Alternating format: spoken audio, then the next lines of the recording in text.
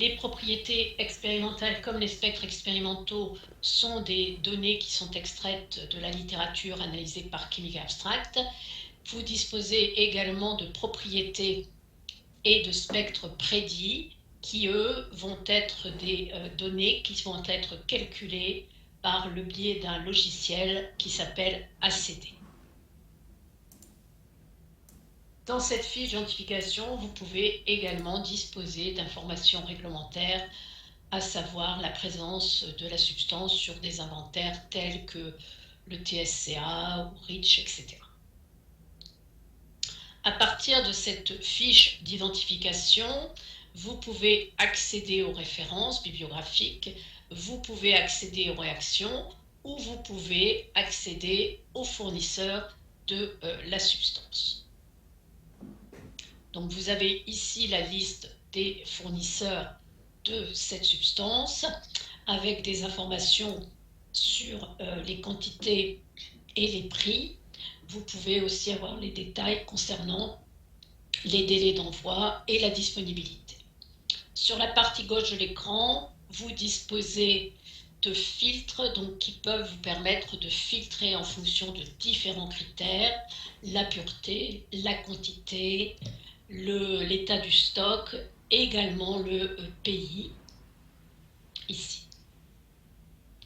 Vous pouvez exporter cette liste de fournisseurs, toujours en cliquant ici sur cette icône, en différents formats, dont le format Excel par exemple. Donc je vous rappelle que les fournisseurs qui figurent dans SciFinderN sont des fournisseurs qui ont demandé à y figurer, donc ce n'est pas forcément une liste exhaustive de fournisseurs.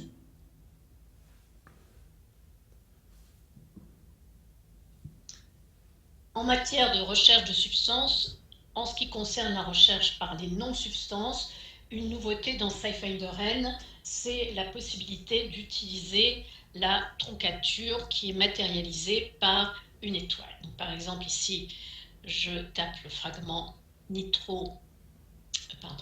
nitrobenze étoile acide et ceci me permet de retrouver nitrobenzoïque acide, nitrobenzène sulfonique acide, nitrobenzène sulfinique acide. Donc la possibilité d'utiliser cette troncature peut vous faciliter la recherche des noms de substances. Donc on peut utiliser l'étoile à la fin d'un fragment, on peut également l'utiliser à l'intérieur d'un nom, mais on ne peut pas l'utiliser en début de nom pour l'instant.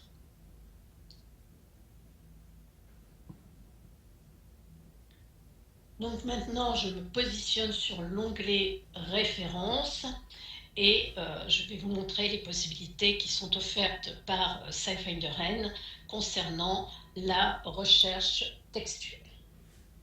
Donc je vais m'intéresser à une famille de molécules qui sont les pentacycliques terpènes. Alors vous voyez qu'ici vous avez des autosuggestions. Donc une différence importante par rapport à la précédente version est que si vous effectuez la recherche telle qu'elle, l'espace qui est ici laissé entre les deux mots va être interprété par un « ou ». Donc le système va rechercher pentacyclique ou terpène. Donc vous pourrez avoir des références qui ne contiendraient que le mot terpène ou que le mot pentacyclique. Donc si je souhaite rechercher l'expression, je vais mettre ces deux mots entre guillemets. Et ceci va permettre de les retrouver adjacents.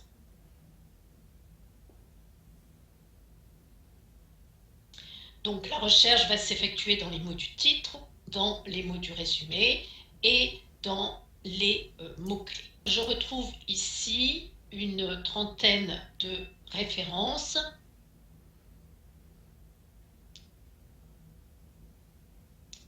Et j'ai la possibilité, alors ces références vont être triées par ordre de décroissant.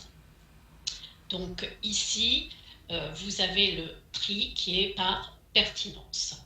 Donc, ces références, cette pertinence va être calculée sur certains critères qui vont être la fréquence d'apparition des termes, qui vont être également le nombre, la proximité des termes recherchés, à savoir s'ils sont dans le même titre, etc. Ils peuvent être aussi basés sur le nombre de citations. Alors, vous pouvez voir qu'ici, par exemple, dans la première référence, il y a le terme pentacyclique triterpène. Ici, j'ai utilisé le terme terpène, donc je vais rajouter tout de suite cette deuxième possibilité de recherche pour accroître le nombre de références. Donc j'utilise le OR. Donc là aussi, nouveauté, dans SciFinderN, vous avez la possibilité d'utiliser les opérateurs booléens que sont le OR pour OU, le AND pour ET ou le NOT pour SOF. Donc je relance la requête. Et donc vous pouvez voir que le fait d'avoir rajouté pentacyclique triterpène augmente de manière conséquente le nombre de références. Donc n'hésitez pas à mettre plusieurs synonymes, plusieurs expressions pour enrichir votre résultat de recherche. Donc ici j'ai 3372 références.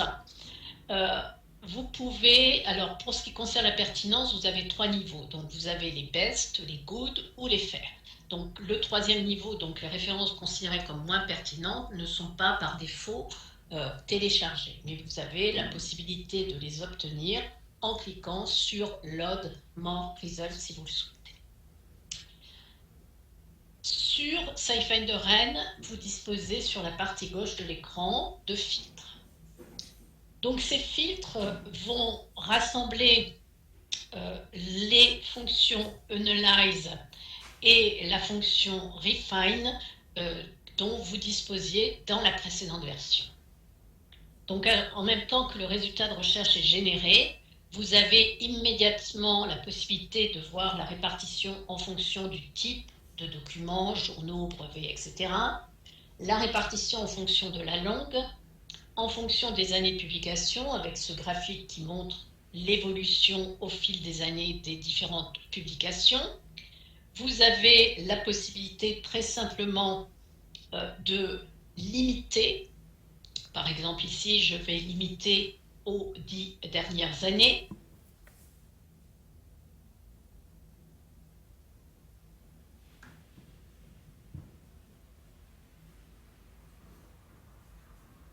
Question qui est pourquoi rajouter cette expression pentacyclique triterpène alors qu'elle apparaissait dans le titre? Alors, si la référence initialement avait été retrouvée, c'est parce que pentacyclique terpène apparaissait au niveau du titre, du résumé, etc. Mais pentacyclique terpène, évidemment, ne retrouve pas des références où serait simplement mentionné pentacyclique triterpène. Donc, lorsque vous faites une recherche, il est indispensable d'utiliser les différents synonymes enfin pas synonymes, du moins termes qui peuvent se rapporter à votre interrogation. Alors vous avez aussi des filtres sur les noms des auteurs, sur les sociétés, universités qui ont publié sur le sujet, classés par ordre d'occurrence décroissante. Vous pouvez aussi filtrer en fonction des concepts.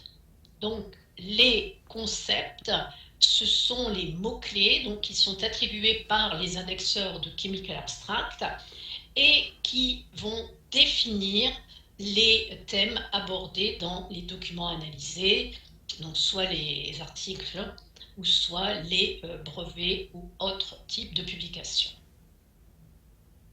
Donc ces concepts peuvent servir à à filtrer en fonction d'éléments spécifiques. Et donc, vous pouvez à ce moment-là vous servir de ces concepts pour filtrer sur, par exemple, l'utilisation dans des agents anti-inflammatoires ou ayant un lien avec le cancer, etc. Donc il suffit que vous sélectionniez pour pouvoir ensuite affiner en utilisant ces différents concepts. Donc ces concepts vont être classés par occurrence décroissante.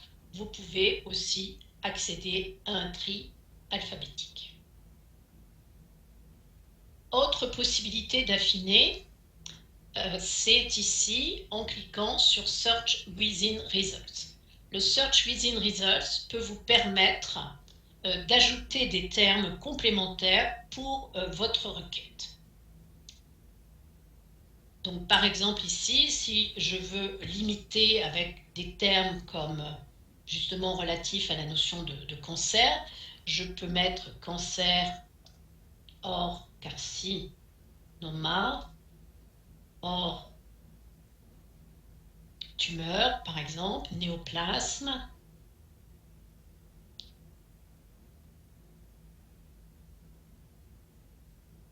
donc ici j'utilise l'opérateur booléen or pour limiter avec mes différents termes complémentaires. Donc ici j'obtiens 590 résultats. Donc si je clique sur le titre, j'ouvre où je peux voir que le système, vous voyez qu'ici j'avais interrogé sur pentacyclique triterpène, mais il a été recherché également pentacyclique triterpénoïde. J'ai donc le résumé, j'ai ici les concepts donc, qui sont attribués par les indexeurs de Chemical Abstract. J'ai également les concepts provenant de Medline. Donc dans SciFinderN, vous disposez à la fois, bien sûr, des références provenant de Chemical Abstract, mais vous disposez également des références provenant de Medline, donc qui est l'équivalent de PubMed. Dans la précédente version, lorsque vous aviez un document qui était commun à Chemical Abstract et à Medline, vous aviez deux références différentes. Et donc, vous aviez une option qui était la possibilité d'éliminer les doublons.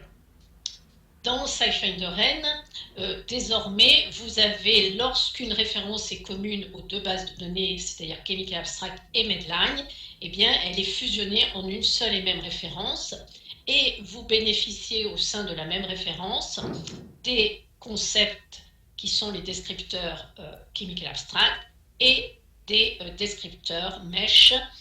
Et donc, ceci peut vous permettre d'optimiser votre résultat de recherche et vous évite ainsi le dédoublonnage. Vous pouvez aussi trier les références en fonction d'autres critères, notamment en fonction de la date de publication, et vous pouvez faire apparaître les références les plus récentes en première position. C'est le cas ici. Une fois ce tri appliqué, vous avez ici une publication qui provient d'un journal publié en 2021. De journaux, vous disposez également de brevets. Donc ici, je sélectionne les brevets.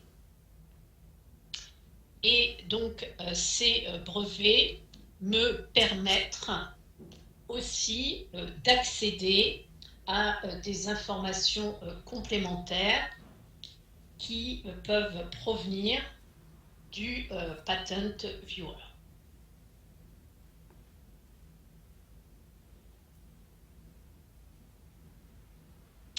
Alors, le Patent Pack est un outil qui va vous permettre de visualiser le texte intégral du brevet. Et vous allez pouvoir disposer du texte intégral, mais vous aurez aussi la possibilité de disposer du document publié avec les substances indexées. Alors, je voudrais vous montrer un exemple. Il se trouve qu'ici, on a beaucoup de choses en chinois. Donc, si j'ouvre le pattern pack, on aura le document en chinois. Donc, je vais essayer d'en trouver un qui soit anglais. Et donc, je vais utiliser ici.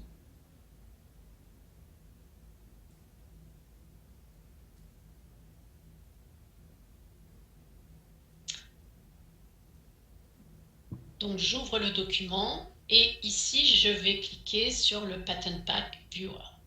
Donc, je vais ouvrir le brevet et sur la partie gauche de l'écran, je vais disposer des différentes substances indexées et avec leur identification, bien sûr, mais surtout avec leur localisation.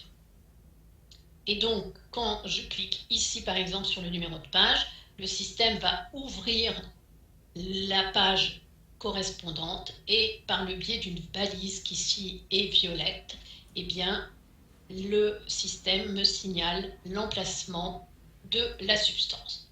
Donc cette substance est mentionnée sous forme d'un code AMG 232 et donc elle correspond à cette molécule identifiée par ce numéro 15.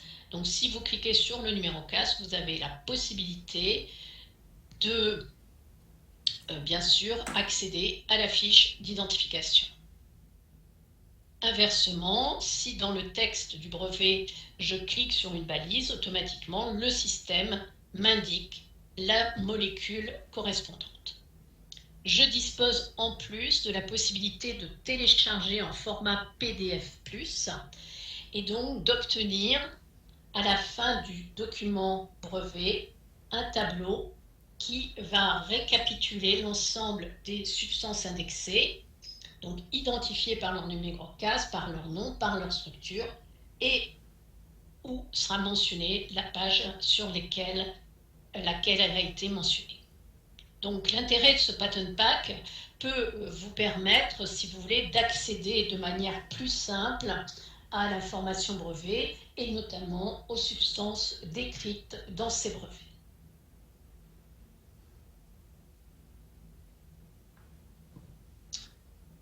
Alors, je vais maintenant effectuer une nouvelle requête, donc sur un sujet différent. Donc là, maintenant, je m'intéresse aux agonistes nicotiniques. Et je combine avec le terme imaging. Donc qu'on écrive en minuscule ou majuscule n'a strictement aucune importance. Donc j'obtiens ici 261 références. Donc si je veux obtenir toutes les références, je clique ici sur Load More Results et donc j'en obtiens quelques-unes en plus. Donc je vais retrouver les termes interrogés mis en évidence, donc nicotinique agoniste ici par exemple, imaging. Je peux les retrouver également au niveau des concepts. Et donc là, je peux avoir par exemple différents types d'imagerie disponibles. Même chose ici, quand je dispose en plus de l'indexation Medline. Donc, je reviens au résultat. Et donc, on a pu voir qu'il pouvait y avoir différents types de systèmes d'imagerie. Et donc, pour voir et identifier ces différents types, je vais aller ici dans Concept. Je clique sur View All.